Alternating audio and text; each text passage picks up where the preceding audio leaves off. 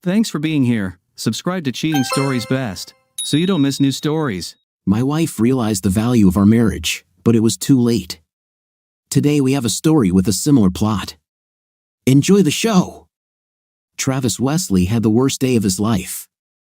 Not every day does your young and attractive wife, only 23 years old, announce that from this evening she will start dating other men. Travis sat silently behind the kitchen table, clutching a glass of monkey shoulder whiskey. For 10 minutes, he didn't touch the amber liquid.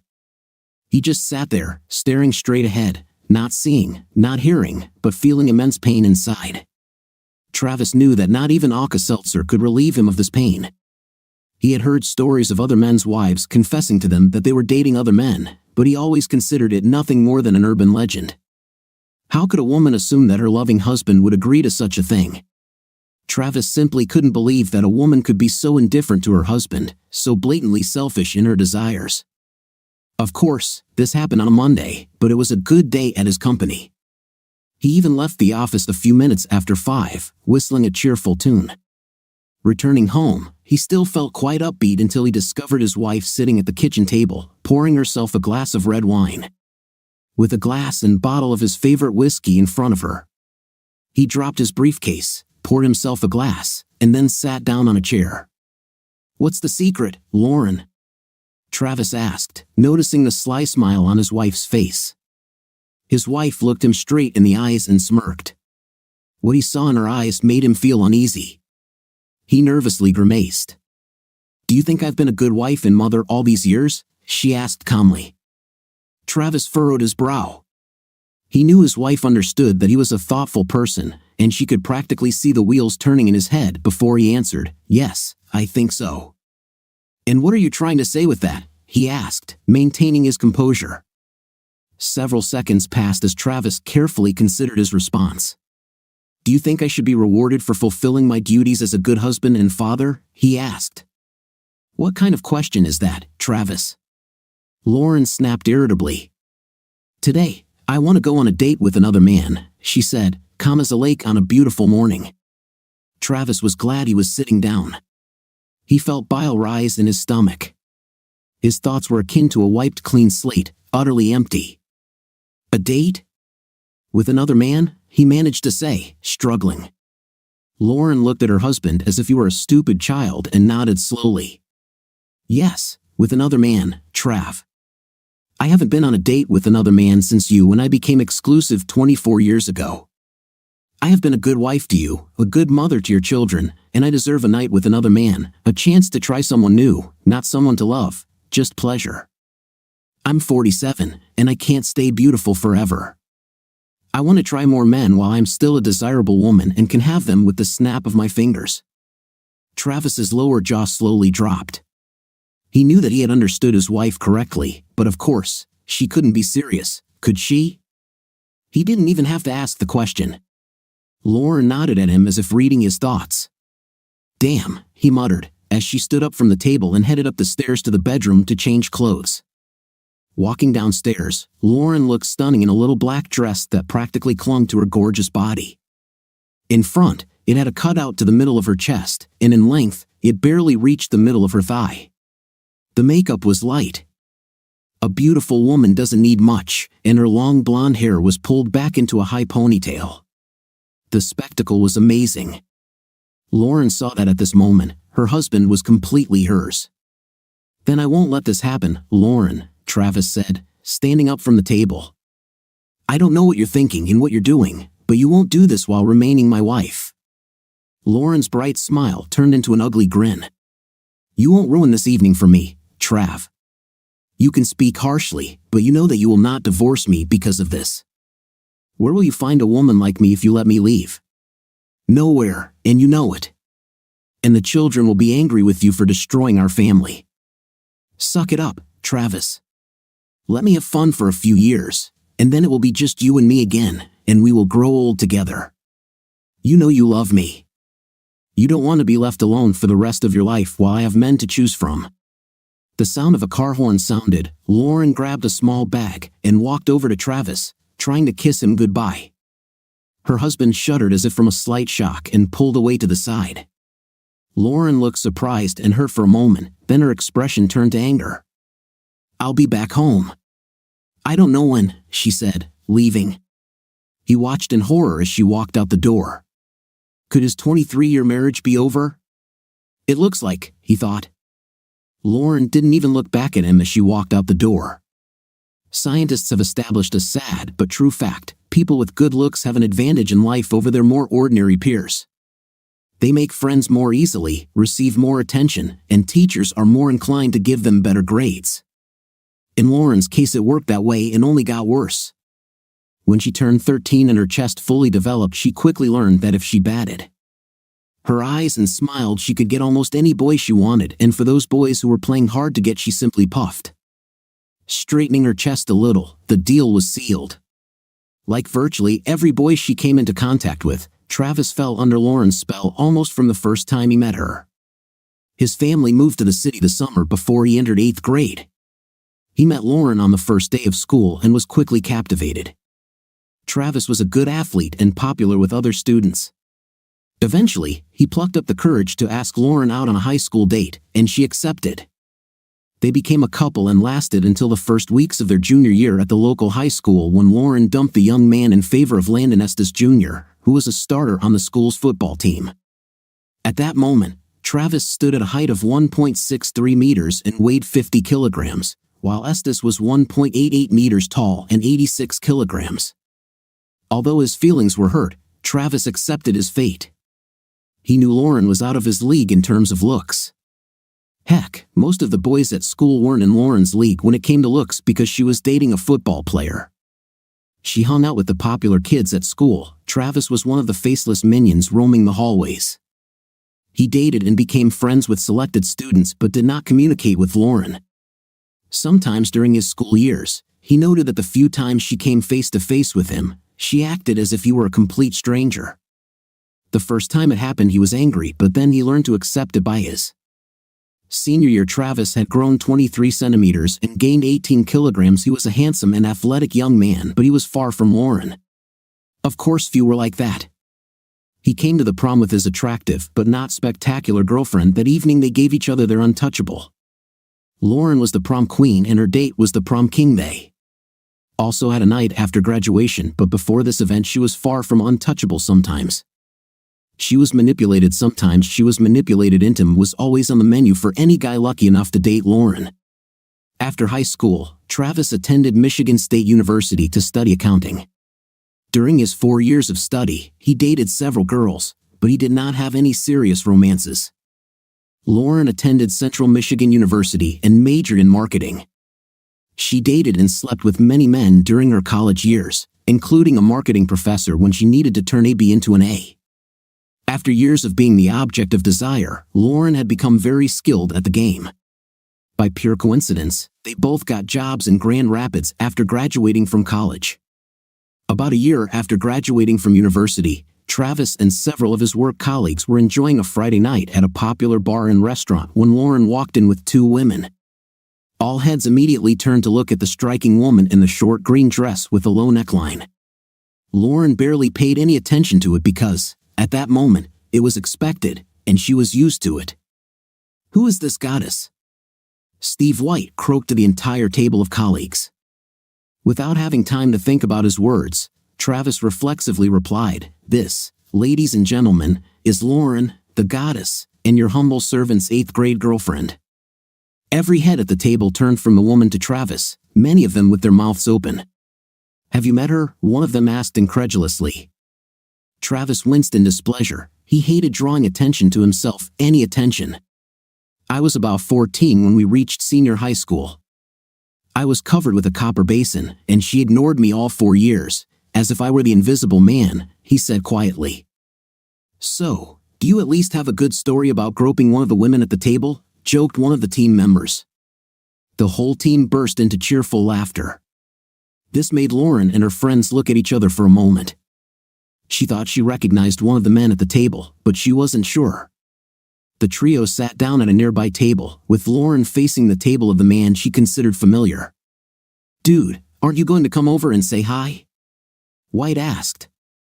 "Jesus, Steve, you're drooling." Very unimpressive, said the first interviewer, Casey Jello. She pretended not to know me for 4 years. I don't understand why she would remember me now, Travis said. Several heads nodded in agreement. Lauren continued to study the man, enjoying her food. Then she snapped her fingers and pointed at the man. It's not good, Lauren, one of her friends said.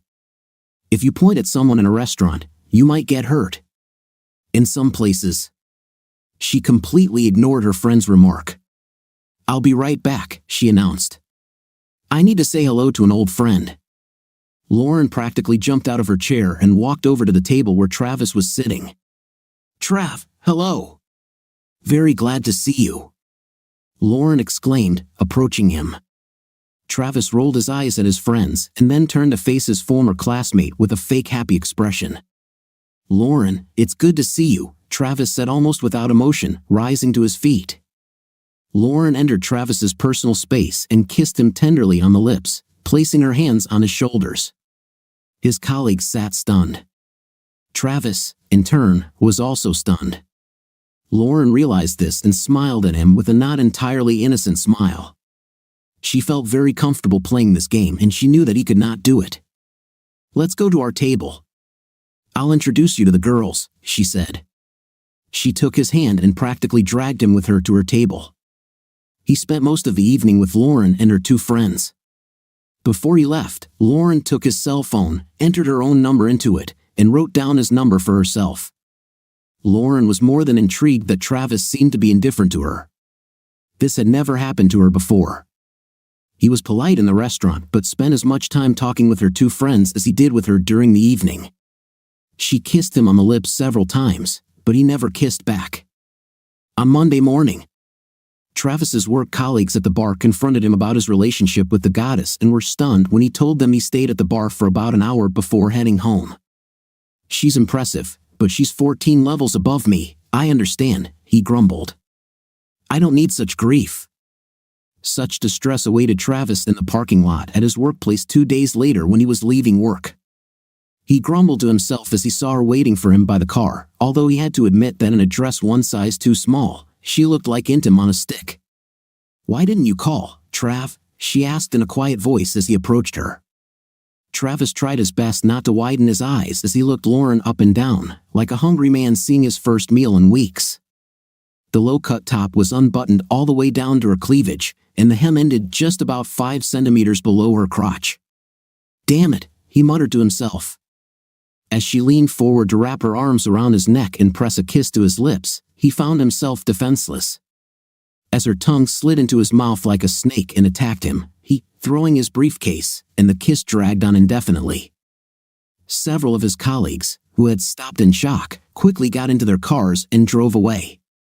They went to a restaurant located some distance from the city center and ate happily, although Lauren spent most of the lunch tugging at the bottom of her dress.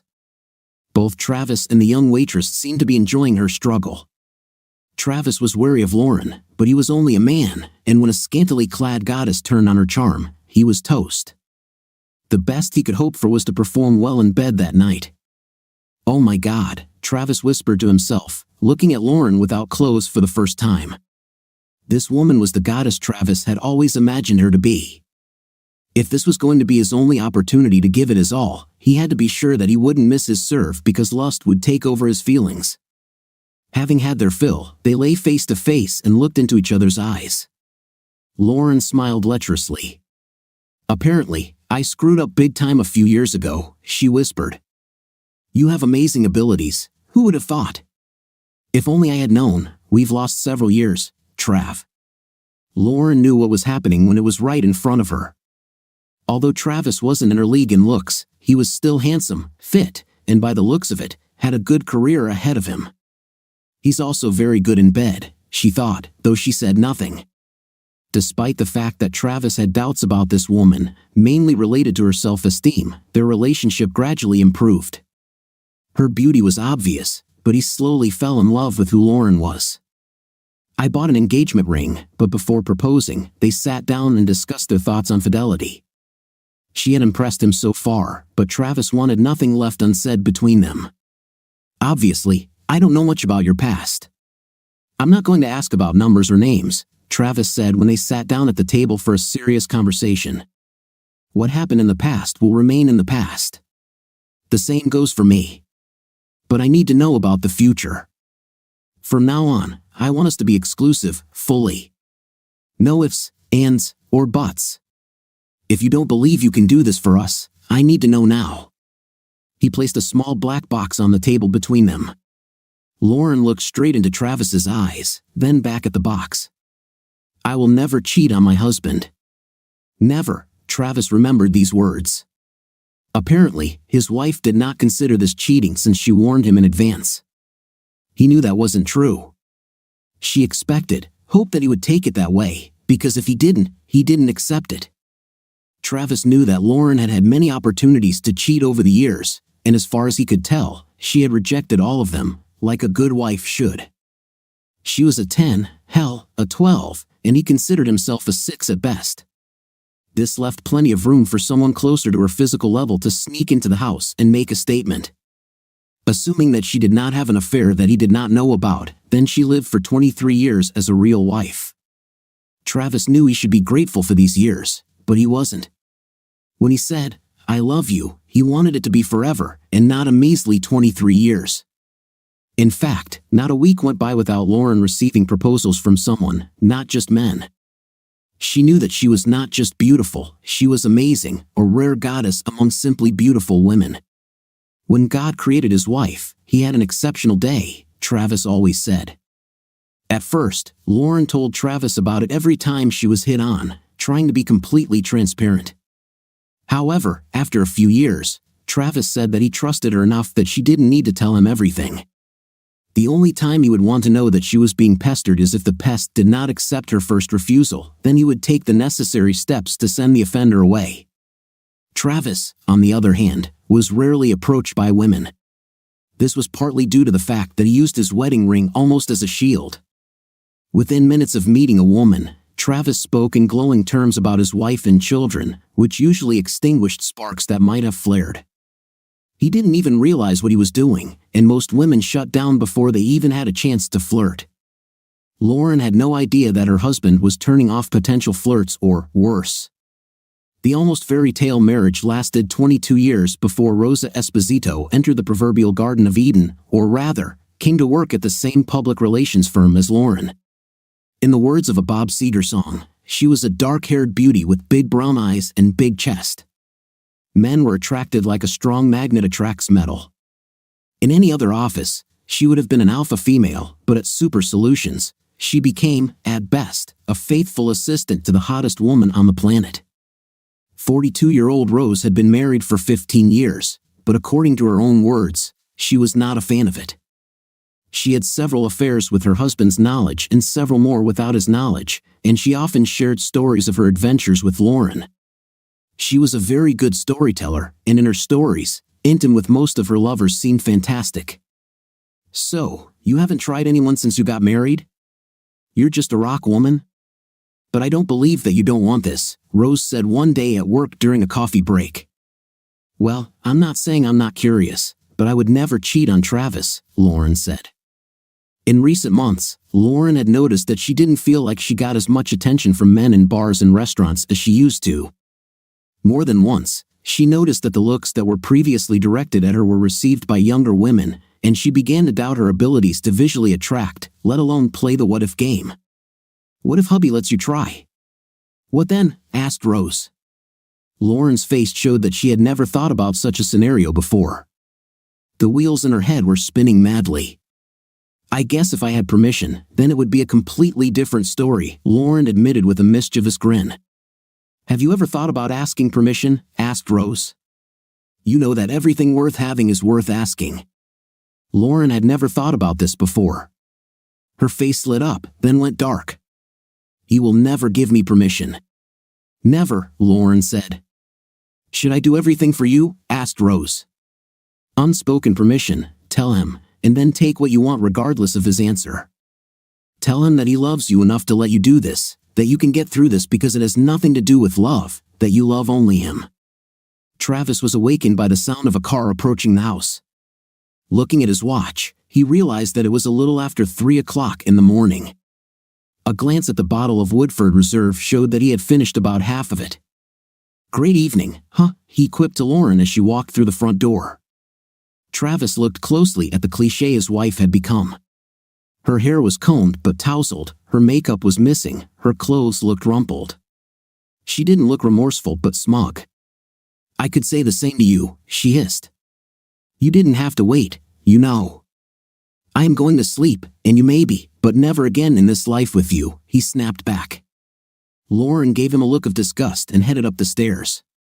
Travis poured 3 more fingers of bourbon into his glass and went back to watching ESPN.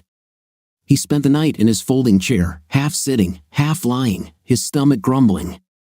Around 9 o'clock, he finally got up from his chair and made himself breakfast. While eating, he heard the shower turn on in the master bathroom.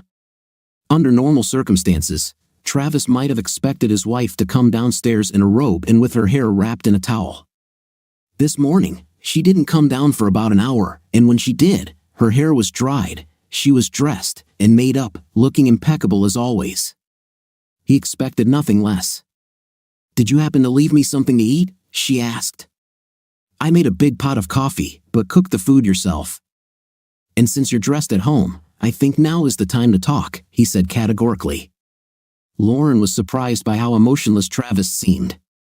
She expected him to simply foam at the mouth and be irrational, which would make him easier to manipulate. Rational Travis would make the conversation much more difficult, she reasoned to herself. "Don't you want to know about last night?" she said quietly. Travis detected a note of superiority in her tone. Does she really believe he wants to know about how he was cuckolded? Hardly. "I want to know how you see our marriage moving forward," Travis said, his voice sounding no louder than hers. "As I said yesterday, I intend to try several other men over the course of several years. Only intim, no love. I only love you, but I want to try a few more men while I still have the looks and the body. I gave everything to you for 23 years, and I never had a thought about betrayal. I want the thrill of something unfamiliar. You're wonderful in bed, but I want some variety. Well, you know, have some other experience for a while, and then you and I will go off into the sunset together. And I will be grateful to you for this experience and will spoil you exclusively for the rest of our days," Lauren said. Travis listened intently as Lauren spoke while preparing toast and jam for his coffee. He thought the way she buttered her toast while talking about the most important things in his life was rather dispassionate. He had so many questions. "Is it all because you want variety? Am I not enough for you?" he asked, creaking. She started to answer, but he interrupted her. "So, you want to live in an open marriage for a few years and then return to monogamy again sometime in the future? Does this mean I can date others too?" Lauren tried unsuccessfully to suppress her giggles. The idea of her sweet, quiet husband asking another woman out on a date was simply laughable. Travis was the most serious about marriage of any man she had ever met. However, if this is what it takes for him to agree in principle, yes, she answered. "Of course, I assume that for you, it will also be just intim." Travis raised his eyebrows and shrugged. Lauren had no idea what this movement meant, however, she had an idea. "So, would you like to go on a date with Rose, you know, a very nice woman from my office?" "I'm sure she'll be happy to agree," Lauren said, knowing that her friend would have no problem having a night with her husband. Especially if it meant helping Lauren achieve her goal of having intimate with other men and still being married. Travis looked puzzled. The lustful 21-year-old bachelor in him wanted to get Rose. The responsible 47-year-old married guy knew that he could not do this. "I would be glad to have a date with Rose, but no, baby, thank you. That will make me as much of a traitor as you were last night," he said. Lauren's face, which had started to smile, suddenly turned into a grimace of anger. "I am not a traitor," she screamed. "Well, if you insist, baby," he said much more seriously than she could have expected, "but I still don't agree to it." "Well, come to your senses, baby, because I will do this even if you don't," she snorted. On Monday morning, at about 11 o'clock, Rose came into Lauren's office and saw that she did not look happy. "To hell with this bigot and the horse he came on," Lauren hissed, closing the office door behind Rose.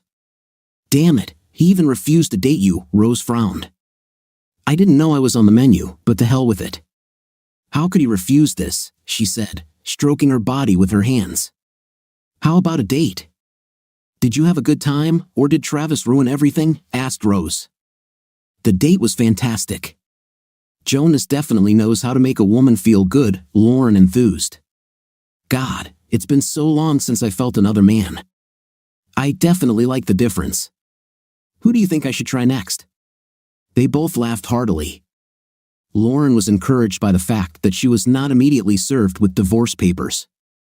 Since she and her husband had virtually no contact, she decided it would be wiser not to ask about his plans at all. Although he didn't tell his wife, Travis really didn't want to rush into a divorce.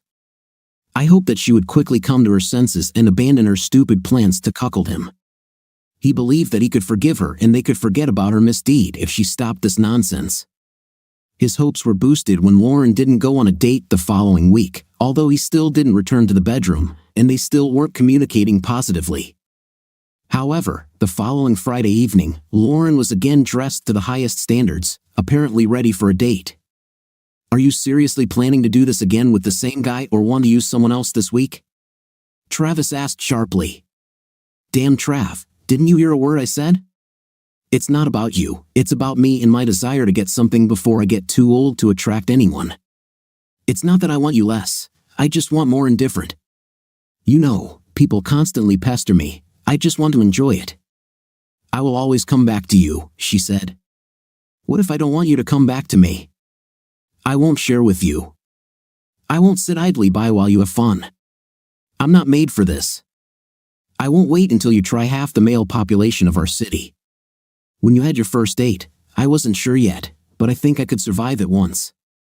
It could be extreme stupidity, but twice, it is extreme disrespect, extreme betrayal. Stay outside all night, party all night, we're done.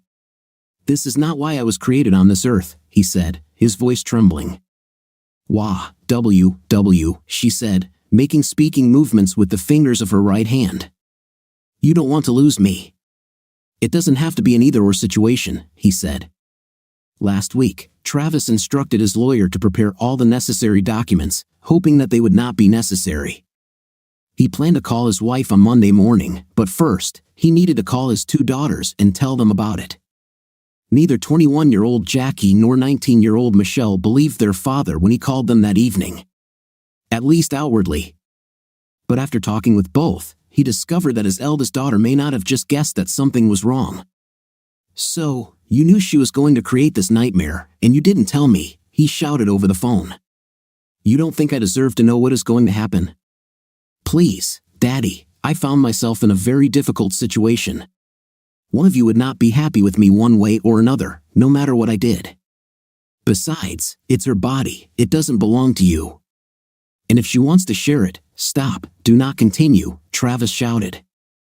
I understand that she put you between us, but don't tell me that she can do whatever she wants whenever she wants because this body is hers. We took vows, the oath abolishes speech about her body, he continued. I understand, but... She muttered briefly, and then fell silent. Damn, baby, I'm sorry, Daddy, she whispered. When Lauren walked through the door at 2 o'clock in the morning, Travis was nowhere to be seen. Even though she arrived an hour earlier than her previous date, she looked a little more shabby. Gabriel Esposito was a large, strong man with great physical strength, perhaps the strongest Lauren had ever encountered in bed. By the end of the evening, she could hardly move. She knew that by tomorrow, she would most likely have a couple of bruises from his grip. Overall, it was a great night, she thought. She could enjoy Gabriel another time. Lauren was shocked and embarrassed when she was handed divorce papers at her office on Monday morning. She burst into tears and ran to the ladies' room. A few minutes later, hearing the noise, Rose appeared. You should have known that he would at least give you the documents, Rose said. You really hurt him, baby. This is his way of hurting you back, an eye for an eye. Men are such children. He's trying to get you to force things. He won't give up his 23-year marriage and half his belongings. Give him a week to be alone, and he'll come crawling back, she said, trying to comfort her. Straightening up, Lauren returned to her desk, picked up her phone, and immediately dialed her husband's number. How could you do this to me, in the office? In front of everyone. "I know you're hurting, but I deserve better, Trav," she practically screamed into the phone. "After 23 years, don't I deserve something better than you unilaterally deciding to open our marriage? If I'm not right for you, couldn't you have just warned me in advance, and we could have parted ways like civilized people?" Travis said. "I don't want civility. I don't want to get a divorce. I still love you, you still love me," she wailed. "I still love you, but every time you have a night with someone else, that love diminishes," he growled. "My love is not a bottomless well like yours. I always thought this was true, who knows, maybe we were both wrong." Lauren fought for a divorce, her lawyer requested and received marriage counseling, although Travis was adamantly opposed. Lauren smiled, and Travis frowned as they were ushered into the consultant's inner sanctum and found Lillian Kamak sitting in one of the chairs at the consultant's desk. Data on marriage counselors shows that most believe their job is to reconcile divorcing couples. And female counselors seem to be biased in favor of women, the consultant began. "Let's start with correcting the errors. Let's start with the simplest thing, Mrs. Wesley. Did you really tell your husband that you were going to date other men for a few years?" Travis tried his best to prevent the consultant from seeing his smirk. Lauren tried her best not to let the consultant see how shocked she was. She thought about lying but then realized that she did not have a ready-made legend for this lie. Yes, I told him about it," she answered quietly. "That's what I want. I don't need him to do for me. This won't affect our marriage." "Well, I think we'll end here," said the consultant. "Sorry to waste your time, Mrs. Wesley. I'll talk to the judge and end this farce." But, Lauren began to stutter. "Honey, if you thought for even a minute that what you did to your husband would work with me, then you are crazy. You should be ashamed of yourself, but obviously, you don't have an ounce of shame." "Frankly, you disgust me," Miss Kamiko said. Over the next month, Lauren called and texted Travis several times a day as he rented a small apartment near his home. He did not answer calls or text messages. Then she turned to their daughters for help, who called several times. "Dad, you know you still love her. If she stopped dating other men, would you give her another chance?" Michelle asked during one of these calls. "So she still continues to do this even after I served her?" Travis asked in a trembling voice. He received only silence in response. That was all the answer he needed. Michelle didn't call again and didn't ask him to try again. Travis was surprised by how quickly word of his impending divorce spread, especially among single women. Several women at his work expressed their condolences over his marital problems, as did several women who were friends of both him and his wife. He was smart enough to realize that not all of their condolences were altruistic. Connie Mong, his wife's longtime friend, called to express her regret about what was going on in Travis's life. She almost directly offered him a shoulder to cry on, and not just a shoulder.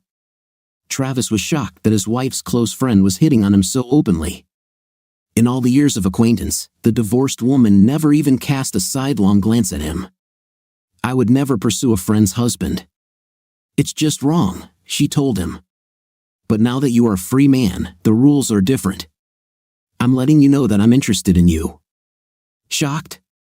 "I'm flattered, but I'm not a free man yet, Connie, and I won't date until the divorce is final."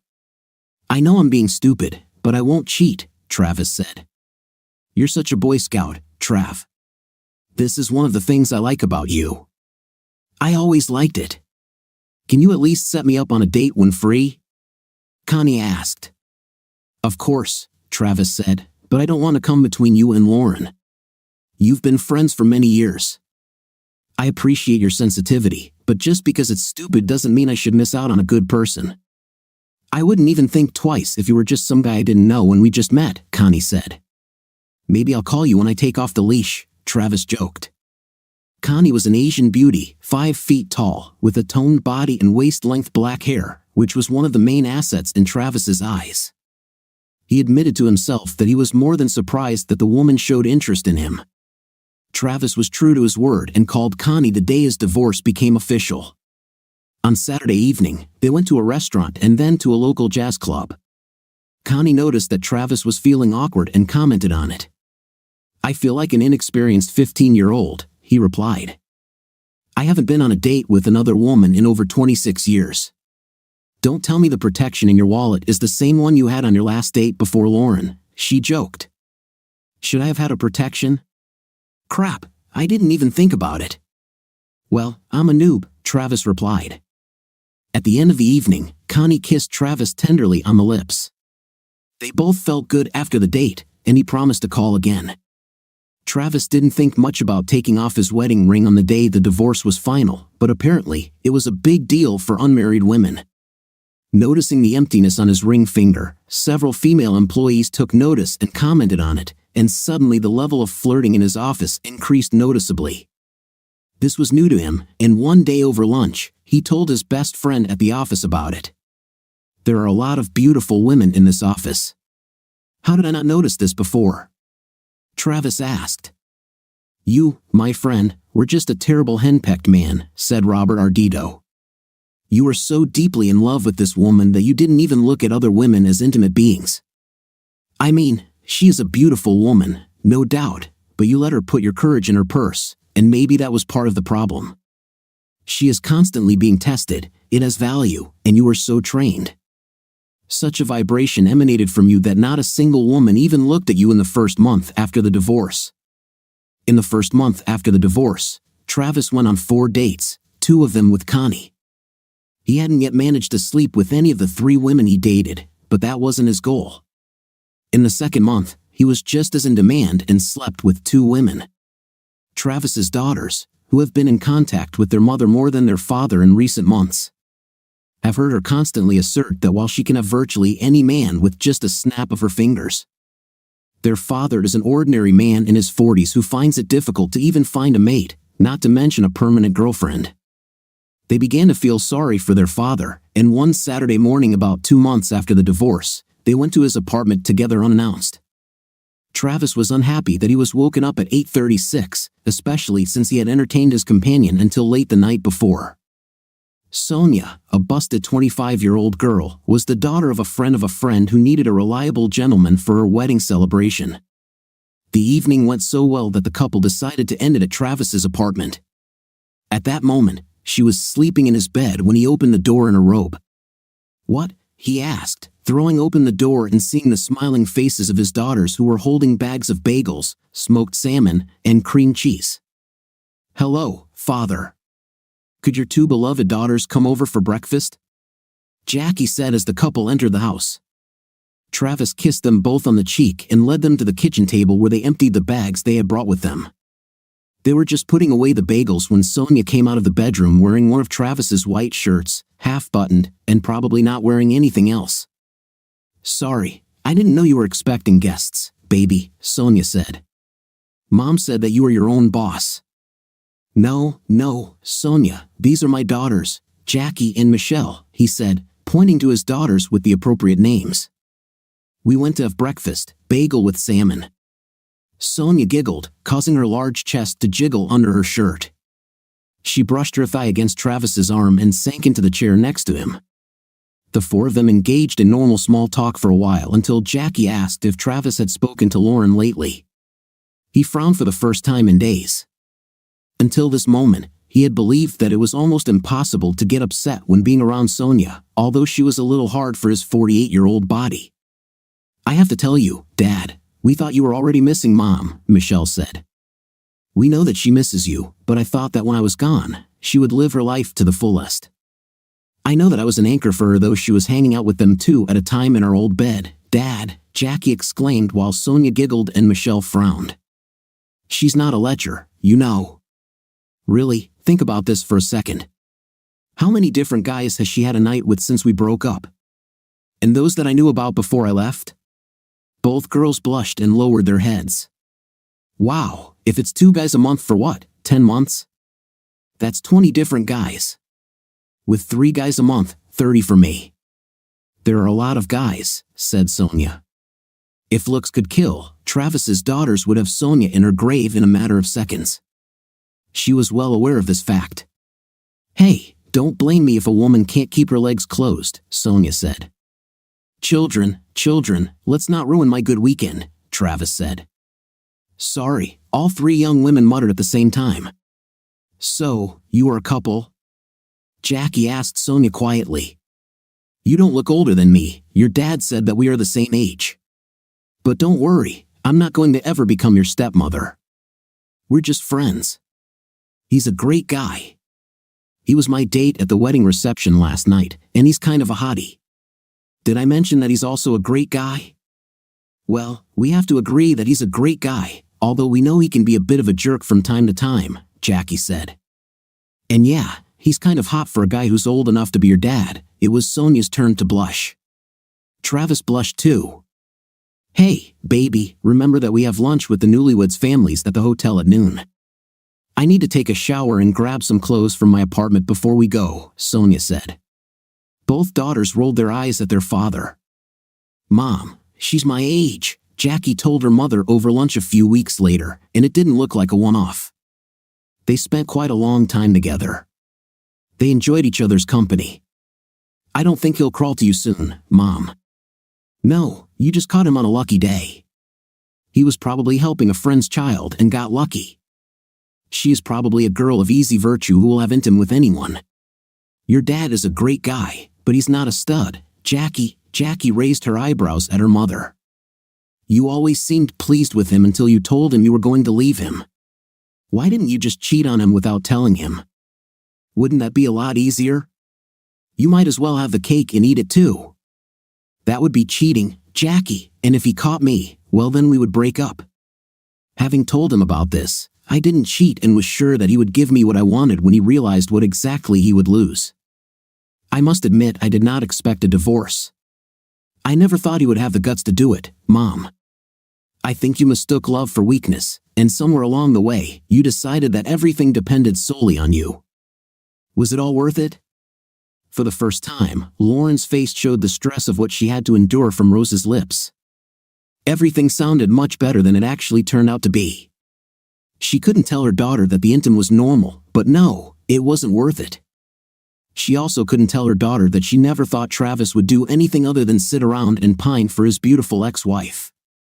She was so self-absorbed that she had no idea that a handsome, if not gorgeous, man with great character, intelligence, and a solid job could be very attractive in the singles market, and not just for middle-aged women. She knew that after the divorce, her ex-husband dated several women, including her old friend Connie, and now with some young woman of easy virtue the same age as their eldest daughter. Instead of sitting at home and mourning his past life, he goes on dates like a single 20-year-old and gets more attention than he deserves. She didn't tell Connie when she found out her friend was dating her ex for the first time, figuring it was some kind of pity date, but the second date was completely unnecessary. And she told Connie privately in a rather loud tone, "I thought we were friends, Connie. You should be on my side. We girls have to have each other's backs. But he didn't do anything wrong to you, Lauren, and he is a good guy, great. He is everything I want in a man. Why don't I date Trev? Hell, women are lining up to go on dates with him. He's prime AG beef on the hook, girl, and he is a great gentleman and great in bed too. I will go on a date with him anytime he invites me. How could you drive such a man away?" Lauren silently stared at her friend with her mouth open. She was just beginning to realize that her mistake was growing by leaps and bounds. She loves Travis and hates coming back to an empty house at the end of the day. She hates sleeping alone at night. Travis, of course, could not have imagined that his life would become so exciting. He would be quite happy if his old boring life remained as it was, but other than that, life suited him quite well. Work is good, social life is great. He enjoys being with several women of different ages, and most of his dates end in bed. He's certainly not looking for a long-term partner at the moment, but he sure enjoyed the smorgasbord. There's more to life than just being married to a beautiful woman. Marla Goodling, shoulder-length silver hair streaked with purple in a ponytail, emerged from a hole in the back of her Chicago Go Cubs baseball cap.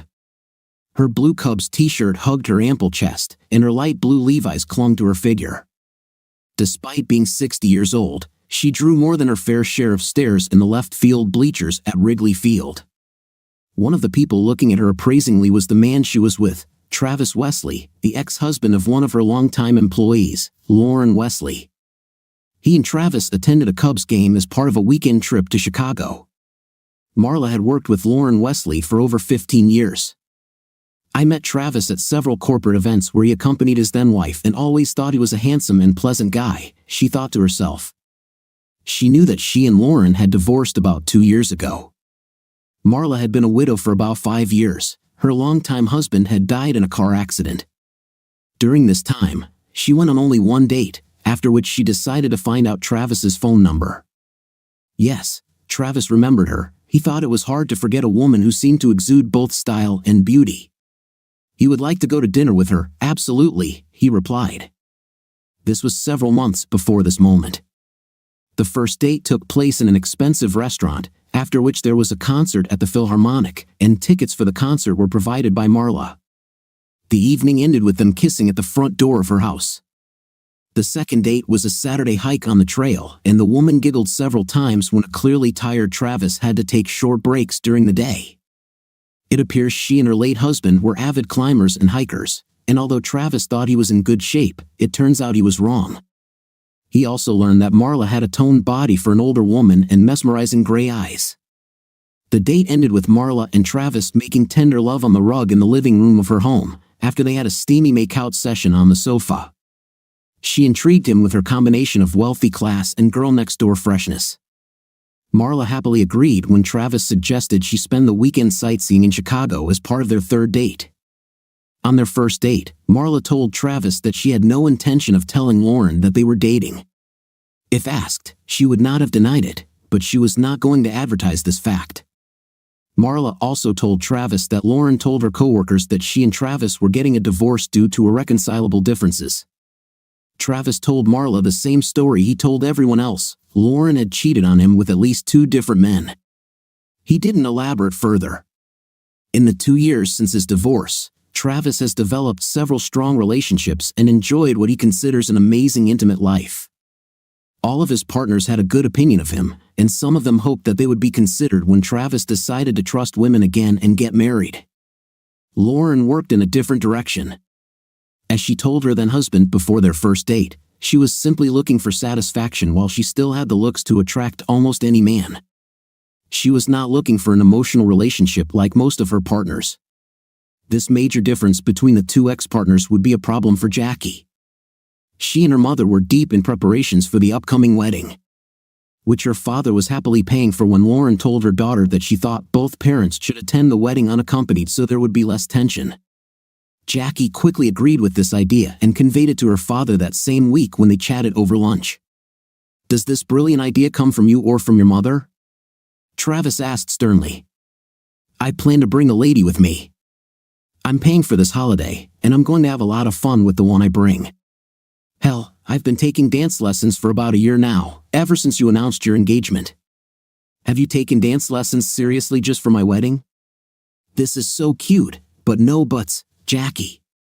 She apparently doesn't have anyone she considers close enough to invite, so she's trying to put pressure on me, and again she acts like a selfish jerk and tries to manipulate the situation in her favor. "Sorry, baby, but I won't be showing up to my daughter's wedding without a date. If you don't have the courage to tell her about it, then I certainly will. She can go alone or take a gentleman with her, that's her business." "I'll bring the lady with me," Travis said. "Got it, Dad. I will tell her. Your point is correct, and I really want to see you dance, but could you still bring someone older than me?" "I can do this, baby, but you really should watch how Sonia and I dance." Travis smiled widely and received a wide smile in response. Travis took Connie along with him to the wedding. Travis thinks she looks great in the sea green dress she bought, and he paid for. They quarreled because he bought this dress. Travis explained to the woman that since he was the father of the bride and would be wearing a tuxedo, she needed a new dress, which he would be happy to buy. "And yes, I understand that it also requires shoes," he told her with a wide smile on his face. Walking his eldest daughter down the aisle was one of the greatest and worst experiences of Travis's life. All the other fathers who had told Travis it would happen had hit the mark, he noted to himself. Still, it was a wonderful day. He, Connie, and his children had fun and danced until late at night. The only moment that caused discord on this day was the appearance of his ex-wife with her own gentleman. Not that Travis cared, but the guy spent most of the first part of the wedding smirking at Travis. And then most of the second part staring and groping several women like an obnoxious drunk, at least until Jackie asked for her mother to remove the guest. Lauren, clearly embarrassed, apologized profusely and quickly ushered the man out the door before leaving with her date. Lauren still took the time to follow Connie into the women's restroom. "You're the one who stole my man," she said to Connie when they were in the toilet. "I'm sorry, but I've never stolen a man from anyone," Connie answered. "He divorced you before we even started dating. You have no one to blame for this divorce but yourself. You threw away a great man for a cheap night." Lauren's face turned purple, her eyes, which had initially been staring intently at the other woman, suddenly dimmed. She lowered her head and stood motionless as Connie walked out the door. Connie never said a word to Travis or the family because she didn't want to ruin their special day. A few months after the wedding, Michelle visited her father and seemed restless. Travis watched her for a moment before asking the question, "Okay, Mitch, what's going on? You've been kind of nervous all evening." Michelle blushed deeply and began to stutter. Travis knew something was very wrong. Dad, you know, Mom talks about getting back together with you from time to time, about how she will win you over when she stops having intim with other guys." You two didn't have a night or anything, did you?" she asked. "My nightlife is none of your business, young lady," Travis snapped. "But no, I didn't sleep with your mother." "And what?" "Yes, the fact is that she has a venereal disease, Dad." "I heard the end of her conversation with her friend, Rosa, and she said that she had syphilis," Michelle said quietly, without looking her father in the eyes. Travis looked surprised and then sad as Michelle watched him out of the corner of her eye. "I guess you're telling me this because you're worried about me," Travis said. "But it is standard state policy to tell all possible recipients of the disease that they need to be tested." "I did not know that." "I was just worried about you, Dad," she said. "I know Mom is still sleeping around. Several of my friends warned me that she was quite promiscuous. It's always awkward when a friend tells you that your mom isn't perfect." A few days later, Travis received an unpleasant call from Mara. He immediately realized that she was worried about the same things as Michelle, although she obviously also had concerns about her own health. "If you're wondering if I slept with my ex, the answer is not just no, but hell no," Travis said. "Believe me, Mara, I understand your concern, but I can't help the fact that my ex is a scandal. The scandal is the nicest thing I've heard about her in a long time. In recent months, her activities outside the home have become the subject of gossip on the sidelines. It seems like the longer she's single, the more she loses her guard," Mara said. Lauren used her STD as a starting point in her plan to get Travis back. She was satisfied that she had had enough men to last her for the rest of her life. 6 months after the doctor said she was cured, she began a plan to get Travis back. She was still slightly resentful of Travis for divorcing her the first time, which was not her original plan. This plan might have worked if other women had not started hunting Travis. Lauren had no doubt that she was a treasure. She didn't expect Travis to be as attracted to other women. "I know he's a great guy, but can't these women see that he's nowhere near my level of intimate?" she said to Rose one day as both women sipped margaritas at the bar waiting their dates for the evening. Rose pushed her friend to her current lifestyle. She knew that Travis was quite handsome, but she greatly underestimated the depth of his personality. Also, because he always obeyed his wife, she expected Travis to just sit around and mope while his wife had fun with other men. Who knew that Travis had such an inner core? Lauren and Rose had been keeping an eye on Travis since Lauren gave him the ultimatum. And in truth, it turned out that his post-divorce life was almost as intense as Lauren's. If Lauren had been more honest with herself, she might have admitted that her ex-husband's intimate life seemed to be much better from an emotional standpoint. Travis was more than surprised by the voice on the other end of the line. He hadn't spoken to his ex-wife for almost 2 years. One of his daughters must have given her his new cell phone number. He didn't forbid them to do this, but he said that he did not consider it necessary to ever speak to her directly again. "Hi, Trev," she purred in her sweetest tone. "I think it's time for us to talk. I thought we shouldn't talk until Mel got married, but since this is not yet the case, maybe we will return to silence again," Travis said, still the same Travis, still trying to deny that you love me. But you know what? You love me. You know you want me back, still the same Travis, she replied. You still think that everything revolves around you. Look, Trav, I know you're still mad at me, but I really love you. I probably should have just cheated on you and kept you in the dark, but that would have been cheating. It was still cheating, Lauren. Just because you told me you were going to do it doesn't make it any less real. You did it because you thought I would never give up on you. Do you think I'm that pathetic, Lauren? Travis said. I know you think you're a 10, hell, a 12, but more than that, you're gorgeous. I don't have to live in your shadow, as the last few years have shown me. I am not just the husband of a beautiful woman. Other women want what I have to offer and are willing to repay me emotionally. My last few years have been absolutely wonderful. Why would I want to date a selfish woman again who clearly doesn't respect me and, no matter what she says, doesn't love me the way I loved her? Loved her, in the past tense. After disconnecting, Travis put down the phone and turned to the woman next to him. Are you ready for the second round? He asked Sonia. Sonia eventually found her soulmate and married him. But Connie and Mara continued their relationship with Travis. He fell in love with both of them in his own way but never married again.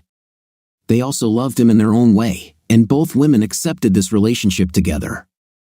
Moreover, a few years later, both were invited to attend the wedding of his second daughter Michelle with Travis. This did not please Lauren, who did not invite her boyfriend to the wedding. She complained to her daughter, but Michelle did not support her. After me, Jackie and her family, Connie and Mara, are the two closest people in the world to Dad, Michelle answered. They love Dad for who he is and put him above their own selfish interests, which not everyone can say about themselves. He was yours, and you left him for more intimate. Why? Simply because she was afraid of getting old and thought that he had no other options, that he would never give up on you, not for anything and not for anyone. Travis was happy with his life, even if it wasn't his first choice. He left a situation that he considered unacceptable. Lauren's life was not one of loneliness and remorse. After all, she was still a beautiful woman, and beautiful women often just need to show up for men to start hitting on them. Lauren was often approached and had quite a few short-term relationships, however, none of them developed into anything long-term. Looking back, Lauren had to admit that she regretted telling her husband that she was going to leave him, only because she still couldn't come to terms with the fact that Travis had given up on her so easily. How could she have miscalculated so badly? She often wondered to herself. She was a 12 out of 10, but he was only a 6. It shouldn't have ended like this. How about today's story? I think the husband did absolutely the right thing in deciding that diversity after decades of marriage is not acceptable. Let me know what you think in the comments. See you in the comments.